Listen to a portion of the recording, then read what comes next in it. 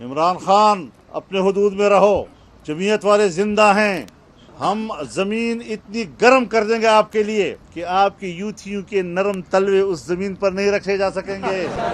ہم فضا کو اتنی گرم کر دیں گے کہ تمہاری یہ چھوٹی چھوٹی تتلیاں ان کے پر نہیں برداشت کر سکیں گے اس فضا کی گرمی کو. حدود میں رہو. وہ کیا چیز؟ لہذا ایسی حرکتیں مت کرو. یہی فوج تھی جب آپ کو سپورٹ کر رہی تھی اور ہمیں اس کے کردار پہ اعتراض تھا تو آپ کہتے تھے فوج ٹھیک کر رہی ہے، جنرل صاحب زبردست ہیں. آج جب وہ نیوٹرل ہو گیا ہے تو تم اسے جانور کہتے ہو، لیکن یہ تمہارے حق میں استعمال ہو رہا تھا اس وقت ٹھیک تھے وہ. آج ان کو گالیاں دے رہے ہو تم. شرم نہیں آتی تمہارے اس یو ٹرن پہ تمہیں؟ الیکشن کمیشن نے الیکشن کرائے 20 سیٹوں پر ضمنی.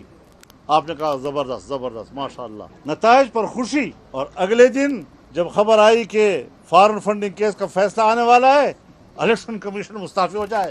اب کیوں بھائی؟ تمہارے گریبان میں ہاتھ پڑ گیا، تمہاری چوری پہ ہاتھ پڑ گیا، تمہارے گھپلوں پہ ہاتھ پڑ گیا. اور میں نے حکومت سے کہا ہے، پرسوں ہم نے میٹنگ کی، کہ اگر وہ پاکستان کے معزز طبقے کو، معززین کو جیلوں میں ٹھوس کر ذلیل رسوا کرتے ہیں تو پاکستان کے بین الاقوامی چور کو ہم ایک ایک مقدمہ ڈال کر اس کو گرفتار کریں گے.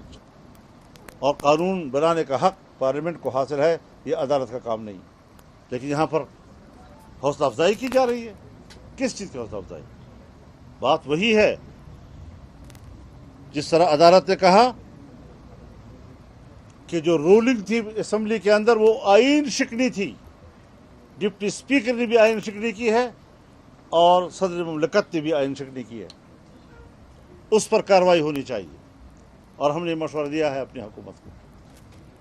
میں پھر بھی قبائل سے کہوں گا بندوق مت اٹھاؤ، اپنی جمعیت سے کہوں گا بندوق نہیں اٹھانا. ہم اس ملک کو خراب نہیں کرنا چاہتے، لیکن اگر کوئی مجرم ہے تو اس کو پکڑنے والا کیا ریاست ہے یا نہیں، ملک کے اندر ادارے ہیں یا نہیں ہیں. ہم اداروں کو بھی یہ اجازت نہیں دیتے کہ وہ ملک کو مذاق بنائیں، اپنی سیاست کھیلیں اس کے اندر. اور ہم امن چاہتے ہیں. ہم نے امن میں کردار ادا کیا ہے، ہم نے امن میں قربانیاں دی ہیں. اپنے وطن کے ساتھ وفاداری کا ہم نے سزائیں کاٹی ہیں. ہم پر قاتلانہ حملے ہوئے ہیں، ہمارے بڑے بڑے سینئر لوگ شہید ہوئے ہیں. ہمارے اوپر حملوں میں 20 اور 30 لوگ شہید ہوئے ہیں. یہ خون مقدس نہیں ہے؟ یہ خون محترم نہیں ہے؟ کیا ریاست پاکستان یہ چاہتا ہے کہ ہمارا نوجوان جذبات میں آ کر بندوق اٹھا لے؟ پھر کیا ہوگا ملک کا؟ اس ملک کو بچانے میں ہمارا کردار ہے، اس ملک کے استحکام میں ہمارا کردار ہے. بخدا فوج تنہا اس ملک کو نہ بچا سکتی اگر قوم اس کے پشت پہ نہ کھڑے ہوتی، اگر علماء اس کے پشت پہ نہ کھڑے ہوتے، اگر تمام مکاتب فکر اس کے پشت پہ نہ کھڑے ہوتے.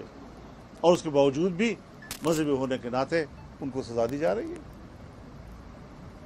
یہ ساری چیزیں اپنی جگہ پر ہیں.